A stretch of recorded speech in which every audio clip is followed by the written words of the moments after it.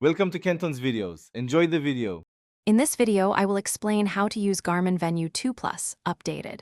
Power on the watch, then open Garmin Connect and follow pairing prompts to link devices. I will guide you through basic navigation, watch faces, and quick settings to personalize your main view.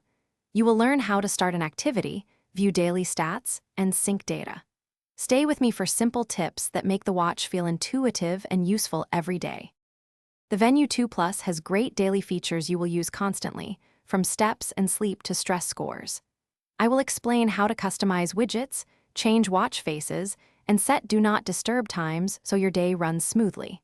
Learn how to start and stop activities, view real-time metrics, and read notifications clearly on the watch. These small adjustments make the device feel personalized and reliable every day. You can take calls and use voice assistants directly from the Venu 2 Plus when it is paired to your phone.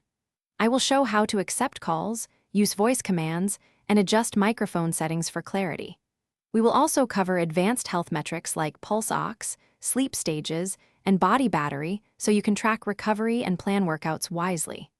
These tools help you stay connected and healthy without pulling your phone out. Thanks for watching. Consider subscribing if we helped you.